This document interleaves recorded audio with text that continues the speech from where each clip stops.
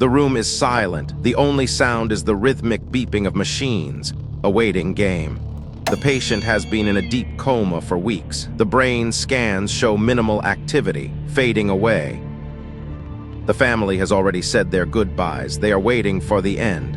Acceptance. But then, the impossible happens. The eyes open, wide awake. "I'm hungry," he says. "Where is my wife?" Clarity returns. He eats, he laughs. He remembers names he had forgotten for years. A miracle. The family thinks it is a miracle. They think he is cured. False hope. But the doctor knows the truth. This is not a cure. It is the final flare of a dying star, the last burn.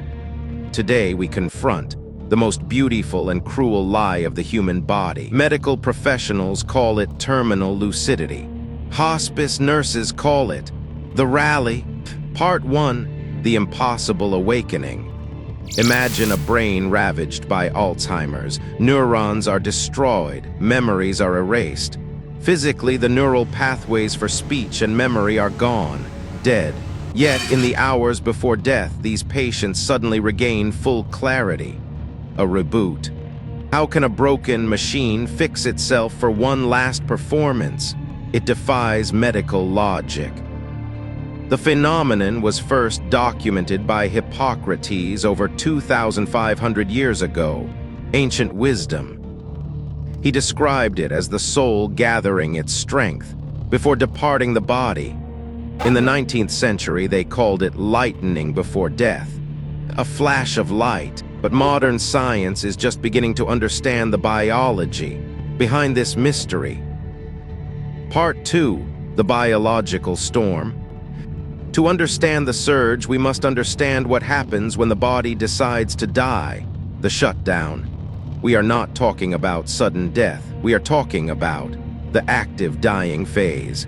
The body begins to conserve energy, blood pressure drops, the skin cools. You might see mottling, purple, marble-like patterns on the knees and feet, the map of death. This is the circulatory system shutting down. The heart is struggling, pumping slower. Sensing this catastrophic failure, the brain triggers a massive emergency protocol, code red. It dumps every remaining reserve of neurochemicals into the system at once, total release. A flood of noradrenaline, dopamine, and serotonin explodes into the synapses, chemical storm. Noradrenaline spikes alertness, dopamine triggers motivation, serotonin regulates mood. A 2013 study on dying rats showed a neurochemical surge 30 times higher than normal levels, off the charts. This chemical cocktail acts as a temporary bridge over the damaged neurons, bridging the gap. It bypasses the destroyed pathways, allowing the patient to access memories one last time. Accessing data. It is the body's last stand, a biological overclocking. Part 3, the cruel illusion. This is where the tragedy lies. The family sees life. The nurse sees death. During the rally, the patient might ask for a steak dinner or want to walk. Sudden hunger. It gives families false hope. They cancel the funeral plans. They think the doctors were wrong. But this energy is borrowed. It is the battery draining itself to 0% in seconds. Rapid drain. It does not last. It can last for an hour, maybe a day, but never longer. Once the chemicals are depleted, the crash is instant and absolute. Lights out. Dr. Alexander Bathiany studied 38 cases. 43% of patients died within 24 hours of the surge. The final countdown. The transition from talking to death can be terrifyingly fast. Silence returns. Part 4. The evolutionary mystery. Why would evolution design us to wake up just to die? Nature's puzzle. It wastes precious energy that could be used to keep the heart beating a few minutes longer. Energy cost. Some evolutionary biologists propose the last will theory, the final gift. In ancient times, dying was a communal event. The elder had to pass on final knowledge, tribal wisdom. Location of water, secrets of the tribe, final instructions for survival, vital data. The brain forces clarity to ensure the survival of the kin, not the individual. For the family, it is an act of biological altruism. You burn yourself out to save your bloodline. Sacrifice. Part 5. The spiritual interface. Nurses report something else.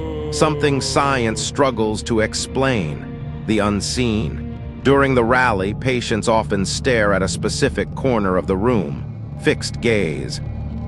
They reach out their hands. They speak to people who are not there, greeting ghosts. Visioning is reported in up to 80% of hospice cases. Common sight. They see deceased mothers, fathers, even pets, reunited. They are not afraid. They look peaceful. They say they are ready to go. Acceptance. Is this a hallucination caused by hypoxia, or is the veil thinning, the open door? Perhaps the neurochemical surge is not just for memory. It is the launch sequence, preparing to fly, preparing the consciousness to detach from the biological vessel. Separation. Part 6. The gift of closure. Regardless of the cause, the rally is a window of opportunity. Seize the moment. If you witness this surge, do not try to force them to stay. Let them go. Do not say you are getting better. Do not lie to yourself. Face the truth. Use this time. Say what needs to be said. Speak now. Ask for the family recipe. Ask where the key is hidden. Tell them it is okay to go. This is the universe giving you a chance to have the conversation you thought you lost. Second chance.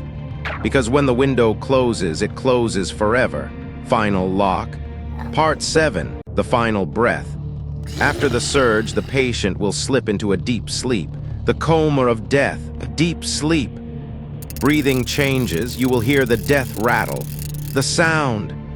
It sounds terrible, like drowning, but the patient feels nothing. No pain. It is simply the body forgetting how to swallow, a mechanical shutdown, system failure. Then, the chain Stokes breathing, long pauses between breaths, the silence, 0.10 seconds, 20 seconds, 40 seconds, counting time. And finally, the pause that does not end, the end. The heart stops, the brain flickers one last time, flatline. The surge is over. The energy is released. Departure. Death is not a failure of medicine. It is the final biological function of life. Completion. Terminal lucidity reminds us that even at the very end, we are still human. Human touch. We are still capable of connection, of love. Love remains. So if your loved one suddenly wakes up to say goodbye, the wave, don't question the miracle, just take it. Accept it, because it is the last thing they will ever give you, the gift. Thanks for watching Thanato Lab by Barn Owl.